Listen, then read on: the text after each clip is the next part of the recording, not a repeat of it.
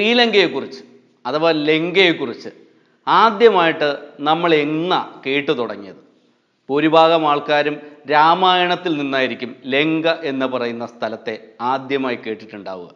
ശ്രീരാമനും ലക്ഷ്മണനും ഹനുമാനെല്ലാം കൂടെ കടലിൽ പാലമുണ്ടാക്കി ലങ്കയിൽ പോയി രാവണനെ വധിച്ച് സീതാദേവിയെ സ്വതന്ത്രയാക്കി തിരികെ കൊണ്ടുവന്ന കഥ ഒരുമാതിരിപ്പെട്ട എല്ലാ മലയാളികൾക്കും അറിയാം.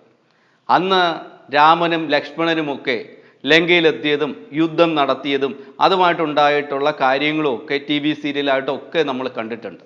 അതിലൊരു പ്രശസ്തമായ ഒരു ശ്ലോകമുണ്ട് രാമായണത്തിൽ. അതിൻ്റെ അവസാനത്തെ 2 വരികൾ ജനനീ ജന്മഭൂമിച്ച സർഗാതപി ഗരിയസി എന്നാണ്. എന്ന് പറഞ്ഞാൽ പെറ്റമ്മയും പിറന്ന നാടും സ്വർഗത്തേക്കാൾ മഹത്തരം. ഈ 2 വരികൾക്ക് മുമ്പ് മറ്റ് 2 വരിയും കൂടെ ഉണ്ട്. ഈ ശ്ലോകത്തിൽ 4 വരികളാണ്. ആ വരികളുടെ 2 വരികളുടെ അർത്ഥമെന്ന് പറയുന്നത്, ലങ്ക എന്ന് പറയുന്നത് സുവർണ നഗരി അല്ലെങ്കിൽ മരതക ദ്വീപെന്ന അന്ന് അറിയപ്പെട്ടിരുന്നത്.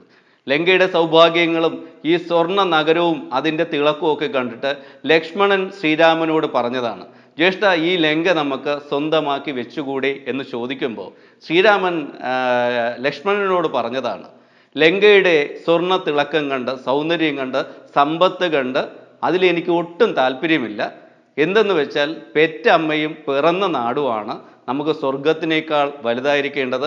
അങ്ങനെ തന്നെയാണ്. അതുകൊണ്ട് നമുക്ക് ലങ്കയെ അതിൻ്റെ അവകാശികൾക്ക് വിട്ടുകൊടുത്തിട്ട് തിരികെ നമ്മുടെ നാട്ടിലേക്ക് പോകാം എന്നായിരുന്നു ആ ഒരു ശ്ലോകത്തിൻ്റെ മൊത്തത്തിലുള്ളൊരർത്ഥം. നമ്മളിപ്പോൾ ആ ശ്ലോകത്തിലോ രാമായണ വായനയിലേക്കോ ഒന്നും അല്ല പോകുന്നത്. ശരിക്കും ലങ്കയിൽ എന്താണ് സംഭവിക്കുന്നത്? നമ്മൾ ആദ്യമൊക്കെ ലങ്കയെക്കുറിച്ച് കേട്ടിരുന്നതും ലങ്ക കുപ്രസിദ്ധമായിരുന്നതും തമിഴ് പുലികളുടെ പേരിലാണ്. ഏകദേശം 3-4 പതിറ്റാണ്ട് നീണ്ടു നിന്ന ആഭ്യന്തര കലാപങ്ങളിൽ നൂറുകണക്കിന് 10,000-കണക്കിന് മനുഷ്യർ മരിക്കുകയും അതിലേറെ കൊലപാതകങ്ങളും ബോംബാക്രമണങ്ങളും ഒക്കെ നടക്കുകയും നമ്മുടെ മുൻ പ്രധാനമന്ത്രിയായിരുന്ന ശ്രീ രാജീവ് ഗാന്ധിയെ ഇന്ത്യയിൽ വന്ന് ബോംബാക്രമണത്തിലൂടെ LTT തീവ്രവാദികൾ കൊല്ലുകയും ഒക്കെ ചെയ്ത കഥകൾ, വാർത്തകൾ, ചരിത്രം എല്ലാം നമുക്കറിയാവുന്നതാണ്. ആഭ്യന്തര യുദ്ധമൊക്കെ അവസാനിപ്പിച്ച് തമിഴ് പുലികളുടെ ഉന്മൂലനം തന്നെ വരുത്തി ലങ്കയുടെ സുവർണ കാലഘട്ടത്തിലേക്ക് നടന്നു തുടങ്ങിയത് 2015-ലാണ്. 2015 മഹേന്ദ്ര രാജപാക്സെ അധികാരമേൽക്കുന്നതോടുകൂടി ലങ്കയുടെ എല്ലാ ദുർഗതികളും മാറി ലങ്ക വികസനത്തിൻ്റെ ഒരു പുതിയ മുഖം കാണാൻ തുടങ്ങുകയായിരുന്നു എന്നുള്ളതൊരു വസ്തുതയായിട്ട് തന്നെ നമുക്കെടുക്കാം. ലങ്കയിലെ ജനങ്ങളെ പൊതുവെ മടിയന്മാരാണെന്നാണ് പറയുന്നത്. അവർക്ക് എത്രത്തോളം മടിയുണ്ടെന്ന് നമുക്കറിയില്ല. ഒരു ഗ്ലോബലി ലങ്കക്കാരെ അങ്ങനെ പറയുന്ന ഒരു ശീലമുണ്ട്. ഇത്തരത്തിലുള്ള വലിയ വികസനങ്ങളൊക്കെ മഹീന്ദ്ര രാജപാക്സെ ലങ്കയിൽ നടപ്പിലാക്കുമ്പോൾ ഇവരിതൊക്കെ കാഴ്ചകളൊക്കെ കണ്ട് ആസ്വദിക്കുകയായിരുന്നു. ആ വികസനം കൊള്ളാമെന്നുള്ള ചിന്തയിൽ നോക്കുകുത്തികളായി ഇരിക്കുകയായിരുന്നു എന്നും പറയുന്നുണ്ട്. നിങ്ങൾക്കൊക്കെ ജ്യോത്സ്യത്തിൽ എത്ര വിശ്വാസമുണ്ട് എന്നെനിക്കറിയില്ല. എന്തായാലും മഹേന്ദ്ര രാജപാക്സെക്കും അദ്ദേഹത്തിൻ്റെ കുടുംബത്തിനും ജ്യോത്സ്യത്തിൽ ഭയങ്കര വിശ്വാസമായിരുന്നു. ആദ്യമായിട്ട് മഹേന്ദ്ര രാജപാക്സെ അധികാരത്തിൽ വരുമ്പോൾ ലങ്കയിലെ ഒരു പ്രശസ്തനായ ജ്യോത്സ്യൻ അഭയ് ഗുണവർദ്ധന എന്ന അദ്ദേഹത്തിൻ്റെ പേര്, അദ്ദേഹം ഒരു പ്രഡിക്ഷൻ നടത്തി. രാജപാക്സെ കുടുംബം അടുത്ത 50 വർഷത്തേക്ക് തുടർച്ചയായി ലങ്ക ഭരിക്കുമെന്നും അവരുടെ ഭരണകാലഘട്ടം കൊണ്ട് ലങ്ക പഴയതിലും 10 മടങ്ങ് സുന്ദരമായ സമ്പന്നമായ രാജ്യമായി തീരും എന്നുമാണ് ഈ ജ്യോത്സ്യൻ പ്രവചിച്ചത്. ലങ്കയുടെ ഇപ്പോഴത്തെ അവസ്ഥ നോക്കിക്കഴിഞ്ഞാൽ നാട്ടുകാർ ഈ ജ്യോത്സ്യനെ തിരയുന്നുണ്ടാകും എന്നുള്ളതൊരു വസ്തുതയാണ്. കയ്യിൽ കിട്ടിയാൽ അദ്ദേഹത്തിൻ്റെ അവസ്ഥ എന്താകും എന്ന് പറയാൻ പറ്റില്ല. കാര്യം ലങ്കയുടെ പ്രസിഡന്റിനും പ്രധാനമന്ത്രിക്കും പോലും തറയിൽ നിൽക്കാൻ പറ്റാത്തൊരു സാഹചര്യമാണ് ഇന്ന് ലങ്കയിലുള്ളത്.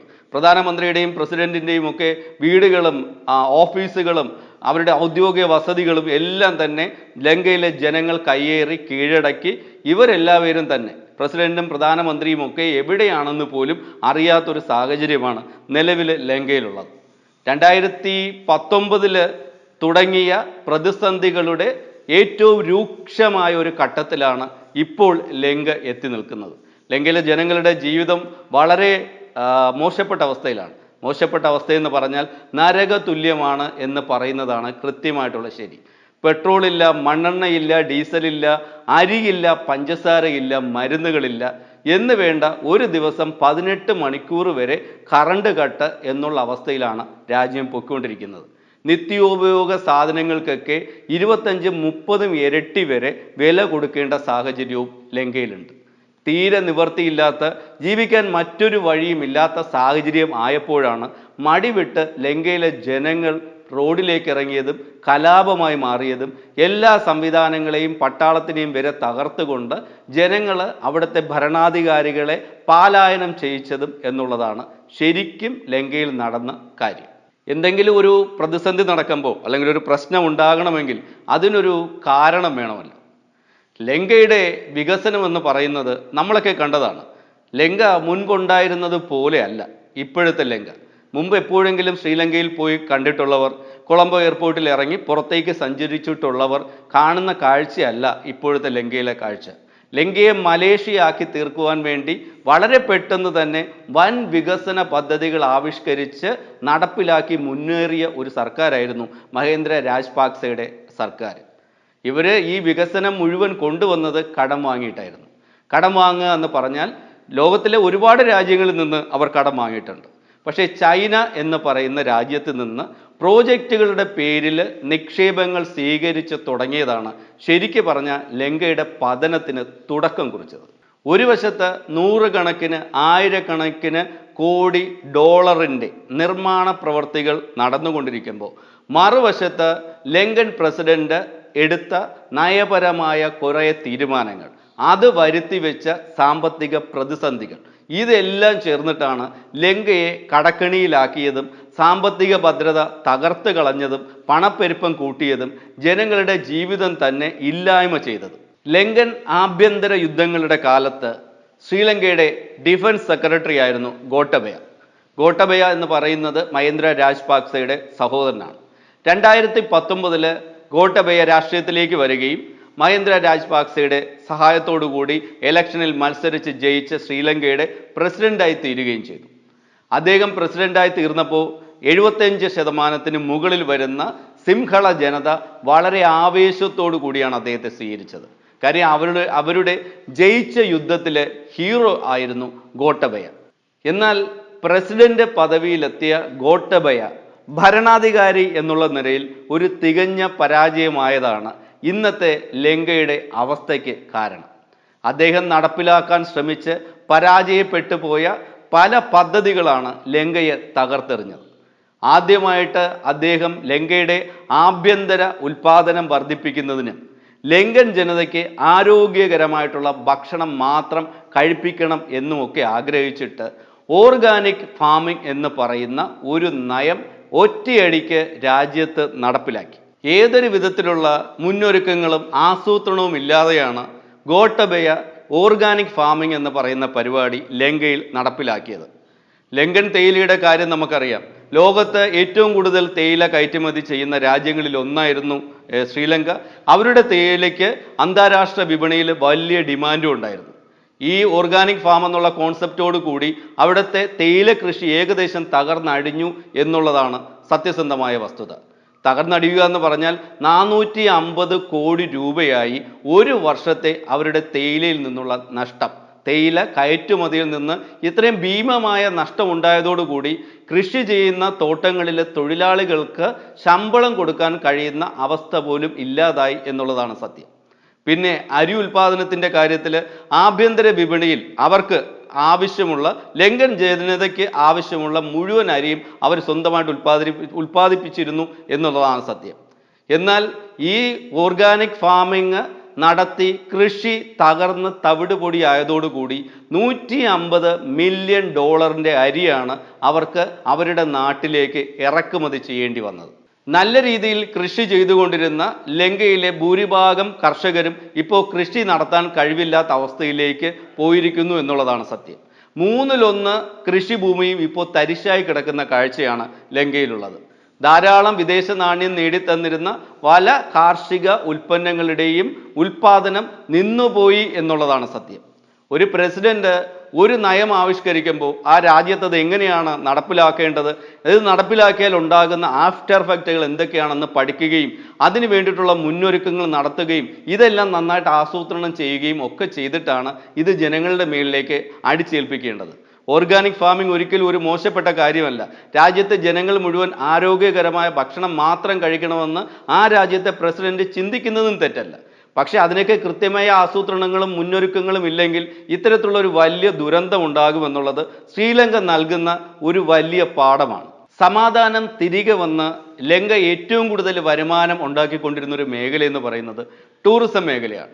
ടൂറിസത്തിലൂടെ ലങ്ക ഒരുപാട് കാശുണ്ടാക്കുകയും ധാരാളം ടൂറിസ്റ്റുകൾ ലങ്കയിലേക്ക് നിരന്തരം യാത്ര ചെയ്തുകൊണ്ടിരിക്കുന്ന ഒരു കാഴ്ചയായിരുന്നു കോവിഡിന് മുമ്പ് വരെയുള്ള കാലം. ശ്രീലങ്കയിൽ ഒരുപാട് മനോഹരമായ ബീച്ചുകളുണ്ട്, ബുദ്ധവിഹാരങ്ങളുണ്ട്, ആനക്കൊട്ടിലുകളുണ്ട്. അതുകൂടാതെ രാത്രികാലങ്ങളിലുള്ള ആഡംബര ജീവിതത്തിനുള്ള എല്ലാ സൗകര്യങ്ങളും ശ്രീലങ്ക സർക്കാർ ടൂറിസത്തിൻ്റെ ഭാഗമായിട്ട് ഒരുക്കി വെച്ചിട്ടുണ്ടായിരുന്നു. ഒരു വർഷം 22 ലക്ഷത്തിന് മുകളിൽ വിദേശ വിനോദസഞ്ചാരികളിലൂടെ 440 കോടി ഡോളറിലധികം വരുമാനം ശ്രീലങ്ക ഉണ്ടാക്കിയിരുന്നു എന്നുള്ളതാണ് കണക്കുകളിൽ സൂചിപ്പിക്കുന്നത്. 2019 ഈസ്റ്റർ ദിനത്തിൽ ശ്രീലങ്കയിലെ 8 ഭാഗങ്ങളിലായി നടന്ന ചാവേർ ആക്രമണങ്ങളിലൂടെ ടൂറിസത്തിൻ്റെ നട്ടെല്ലൊടിഞ്ഞുപോയി എന്നുള്ളതാണ് സത്യം. 269 മനുഷ്യർ മരിക്കുകയും അതിൽ 44 പേര് വിദേശികളായിരിക്കുകയും ചെയ്തതോടുകൂടി ശ്രീലങ്കയുടെ ടൂറിസം തന്നെ അവസാനിച്ചു പോകുന്ന ഒരവസ്ഥയിലേക്കാണ് കാര്യങ്ങൾ ചെന്നെത്തിയത്. ലോകത്തിലെ ഏറ്റവും മികച്ച വിനോദസഞ്ചാര കേന്ദ്രങ്ങളിൽ ഒന്നായിട്ട് ലോൺലി പ്ലാനറ്റ് ശ്രീലങ്കയെ സർട്ടിഫൈ ചെയ്ത വർഷമാണ് ഈ ഒരു വലിയ ദുരന്തം ശ്രീലങ്കയിൽ ഉണ്ടായത്.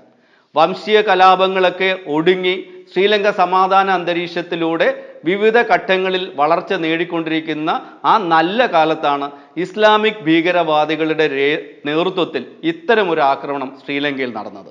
ഈ ആക്രമണത്തിൻ്റെ പശ്ചാത്തലത്തിൽ വിനോദസഞ്ചാരികളുടെ യാത്രയിൽ കുറേയൊക്കെ കുറവ് വന്നുവെങ്കിലും വീണ്ടും ഇതിനെയൊക്കെ അവർ തരണം ചെയ്ത് മുന്നോട്ട് വരുന്നതിനിടയിൽ കോവിഡ് വന്നുപെട്ടു. കോവിഡ് വന്നുപെട്ടതോടുകൂടി ബാക്കിയുണ്ടായിരുന്ന ടൂറിസ്റ്റുകളുടെ വരവ് അവസാനിക്കുകയും ശ്രീലങ്കൻ ടൂറിസം എന്ന് പറയുന്ന മേഖല തന്നെ തകർന്ന് തരിപ്പണമായി പോവുകയും ചെയ്തു. ലങ്കയുടെ പതനത്തിന് കാരണമായ മറ്റൊരു വസ്തുത എന്ന് പറയുന്നത് പ്രസിഡന്റ് ഗോട്ടബയ നടപ്പിലാക്കിയ നികുതിപരമായിട്ടുള്ള പരിഷ്കാരങ്ങളാണ്. ജനങ്ങൾക്ക് കൂടുതൽ സൗജന്യങ്ങൾ നൽകിക്കൊണ്ട് അദ്ദേഹം നടപ്പിലാക്കിയ പരിഷ്കാരങ്ങൾ ജനങ്ങൾക്കൊക്കെ ഇഷ്ടപ്പെട്ടെങ്കിലും ജനങ്ങളുടെ നികുതി അടവിൽ 50% അവർക്ക് ലാഭമുണ്ടായെങ്കിലും ആ രാജ്യത്തിൻ്റെ വാറ്റ് അടക്കമുള്ള വരുമാനങ്ങളിൽ 55% കുറവുണ്ടാവുകയാണ് ചെയ്തത്. ഇത്തരത്തിലുള്ള ഇളവുകളൊക്കെ ജനങ്ങൾക്ക് നൽകുമ്പോൾ അതുവഴി ഉണ്ടാകുന്ന സാമ്പത്തിക നഷ്ടം നികത്തുന്നതിന് വേണ്ടിയുള്ള പരിപാടികൾ ആസൂത്രണം ചെയ്ത് വരുമാനം കണ്ടെത്തുക എന്നുള്ളൊരു പരിപാടി അദ്ദേഹം ചെയ്തില്ല. ജനങ്ങളെ സന്തോഷിപ്പിച്ചു, അടുത്ത ഇലക്ഷനിൽ കൂടുതൽ വോട്ട് നേടുക എന്നുള്ള കാര്യത്തിനുള്ള അടിത്തറ ഇട്ടു എന്നുള്ളതിലുപരി ആ രാജ്യത്തിൻ്റെ സാമ്പത്തിക അടിത്തറ തകർന്നു പോയ കാര്യം അദ്ദേഹം അറിഞ്ഞില്ല എന്നുള്ളതാണ് കാര്യം. ഇതിലുപരി അവിടെ നാട്ടിൽ പണപ്പെരുപ്പം അല്ലെങ്കിൽ സാമ്പത്തിക പരാധീനതകളൊക്കെ ഉണ്ടായി തുടങ്ങിയ സമയത്ത് അദ്ദേഹം ചെയ്തത്, ശ്രീലങ്കൻ സർക്കാർ ചെയ്തത്, ശ്രീലങ്കൻ രൂപ കൂടുതലായിട്ട് അച്ചടിക്കുകയും നാട്ടിൽ വ്യാപകമായിട്ട് വിതരണം ചെയ്യുകയാണ്.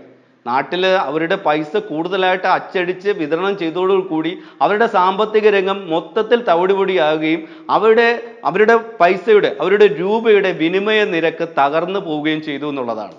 ഒരു മണ്ടൻ പരിഷ്കാരം അടിച്ചേൽപ്പിക്കുകയോ അല്ലെങ്കിൽ മണ്ടൻ പരിഷ്കാരം നടപ്പിലാക്കി അതിനെ വിജയിപ്പിക്കാൻ ശ്രമിക്കുമ്പോൾ വീണ്ടും മണ്ടത്തനത്തിലേക്ക് പോയി അത് കൂടുതൽ അബദ്ധത്തിലേക്ക് ചെന്ന് ചാടിയ ഒരു അനുഭവമാണ് ഈ കാര്യത്തിൽ ലങ്കയ്ക്കുണ്ടായത്. കോവിഡ് മഹാമാരി വരുത്തിവെച്ച പ്രതിസന്ധിയും റഷ്യൻ ഉക്രൈൻ യുദ്ധവുമെല്ലാം ശ്രീലങ്കയെയും ബാധിച്ചിട്ടുണ്ട്, അവരുടെ നിലനിൽപ്പിനെയും ബാധിച്ചിട്ടുണ്ട്. ഇതിനോടൊപ്പം തന്നെ ചൈന അവരുടെ രാജ്യത്ത് നടത്തിയ നിക്ഷേപങ്ങൾ, ചൈനയുടെ നിക്ഷേപത്തിൻ്റെ പിൻബലത്തിൽ പടുത്തുയർത്തിയ പോർട്ടുകൾ, എയർപോർട്ടുകൾ, വലിയ വലിയ ബിൽഡിങ്ങുകൾ, ഇതൊക്കെ തന്നെ അവിടുത്തെ ജനങ്ങൾക്കോ അവിടുത്തെ രാജ്യത്തിൻ്റെ സാമ്പത്തിക രംഗത്തിനോ ഏതൊരു ഗുണവും ചെയ്തില്ല എന്നുള്ളതിലുപരി ലോണ് തിരിച്ചടയ്ക്കാൻ കഴിയാതെ ഇതിൽ പല ഭാഗങ്ങളിലും ചൈന 99 വർഷത്തേക്ക് അധീശത്വം ഉറപ്പിക്കുകയും ചെയ്തു എന്നുള്ളതാണ് ശരിക്കുമുള്ള വസ്തുത. ഒരു രാജ്യത്തിൻ്റെ GDPയുടെ 85% ലോണായി തിരിച്ചടയ്ക്കേണ്ട ഒരു അവസ്ഥ എന്ന് പറയുന്നത് വളരെ ഞെട്ടിപ്പിക്കുന്ന ഒരു കണക്കാണ്. അമേരിക്കയും ലോകബാങ്കും IMFും ഇന്ത്യയും ജപ്പാനും അടക്കം ഒരുപാട് രാജ്യങ്ങൾ ശ്രീലങ്കയെ സാമ്പത്തികമായി സഹായിക്കാനുള്ള ഒരുക്കങ്ങൾ നടത്തുന്നുണ്ട്. പ്രസിഡന്റും പ്രധാനമന്ത്രിയും ഒക്കെ പലായനം ചെയ്തപ്പോൾ ഇപ്പോൾ ശ്രീലങ്കൻ സൈന്യത്തിനാണ് ഇപ്പോൾ അവിടെ അധികാരവും ഭരണ ചുമതലയും. പക്ഷേ ദയനീയമായ ഒരു കാര്യമെന്ന് പറഞ്ഞാൽ സൈനിക വാഹനങ്ങളിൽ ഇന്ധനം നിറയ്ക്കാനുള്ള കാശ് പോലും അവരുടെ കയ്യിൽ ഇല്ല എന്നുള്ളതാണ്. ക്രമസമാധാനം സംരക്ഷിക്കാനുള്ള ചുമതല നന്നായി നിർവഹിക്കാൻ പോലും സൈന്യത്തിന് കഴിയാത്ത സാഹചര്യം ഉള്ളപ്പോൾ ആ രാജ്യം എങ്ങനെയാണ് കരകയറാൻ പോകുന്നത് എന്നറിയില്ല. പറ്റിപ്പോയ വീഴ്ചകളിൽ നിന്നൊക്കെ രാജ്യത്തെ കരകയറ്റുന്നതിനെ കുറിച്ച് ചിന്തിക്കേണ്ട രാഷ്ട്രീയക്കാരെല്ലാം ഇപ്പോഴും രാഷ്ട്രീയമായി തമ്മിലടിച്ച് മുതലെടുപ്പിനുള്ള ശ്രമങ്ങളാണ് അവിടെ നടത്തിക്കൊണ്ടിരിക്കുന്നത്. ഇനി വരുന്ന ഭരണാധികാരി ആരായാലും സാമ്പത്തികമായി ലങ്കയെ കരകയറ്റി ആ രാജ്യത്തെ കൈപിടിച്ചുയർത്തുക എന്നത് വലിയ ഒരു ടാസ്ക് ആയിരിക്കും.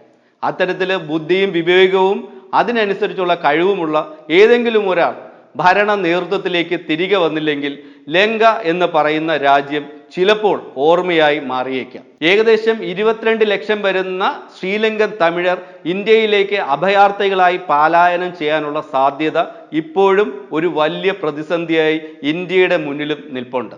മീൻപിടുത്തവും കൃഷിയുമൊക്കെ ആയിട്ട് കഴിഞ്ഞിരുന്ന അവരുടെ ജീവിതം വളരെ കഷ്ടത്തിലാണ്. പട്ടിണിയും നിത്യദാരിദ്ര്യവും ഒക്കെ ആയിട്ട് എത്ര നാൾ അവർക്ക് അവിടെ പിടിച്ചു നിൽക്കാൻ കഴിയുമെന്നറിയില്ല. ജാഫ്നയുടെ പുറംകടലിൽ നിന്ന് ധാരാളം ബോട്ടുകൾ രാമേശ്വരത്തേക്ക് വന്നിറങ്ങുന്നതും അതിൽ ശ്രീലങ്കൻ അഭയാർത്ഥികൾ വന്നിറങ്ങുന്നതുമൊക്കെ പഴയ കാര്യമല്ല, പുതിയൊരു കാഴ്ചയാകാനുള്ള ദൂരവും വിദൂരമല്ല. ഇന്ത്യക്ക് ഒരിക്കലും ശ്രീലങ്കയോട് കൈമലർത്താനോ അവരെ ഉപേക്ഷിക്കാനോ കഴിയില്ല. ലങ്കയിൽ സ്ഥിരതയുള്ള ഒരു ഭരണം ഉണ്ടാകേണ്ടതും ആ രാജ്യം നിലനിൽക്കേണ്ടതും അയൽ രാജ്യമായ ഇന്ത്യയുടെ കൂടെ ആവശ്യമാണ്. ലങ്കയുമായിട്ട് നമുക്ക് ഒരുപാട് ബന്ധങ്ങളുണ്ട്, നമുക്ക് ഒരുപാട് ചരിത്രങ്ങളുമുണ്ട്. പഴയ കാലത്ത് സമ്പത്ത് നേടി സിലോണിലേക്ക് പോയ മലയാളിയുടെ കഥകളൊക്കെ നമ്മൾ മറക്കാറായിട്ടില്ല. സിലോണിലേക്ക് പോയി സമ്പത്തുമായി തിരികെ വന്ന ഒരുപാട് മലയാളികളുമുണ്ട്. അവർക്ക് ഒരുപാട് ലങ്കയെക്കുറിച്ചുള്ള ഒരുപാട് ഗൃഹാതുര സ്മരണകളും ഉണ്ടാകും. രാവണന്റെ സുവർണ ലങ്ക വീണ്ടും ഉയർത്തെഴുന്നേൽക്കും എന്ന് നമുക്ക് ആഗ്രഹിക്കാം, അതിനുവേണ്ടി പ്രാർത്ഥിക്കാം. അവരും മനുഷ്യരാണ്, നമ്മുടെ സഹോദരങ്ങളാണ്. ലങ്ക നിലനിൽക്കട്ടെ, അവിടുത്തെ മനുഷ്യർക്ക് ഇനിയും നല്ലൊരു ജീവിതം തിരിച്ചു പിടിക്കാൻ കഴിയട്ടെ.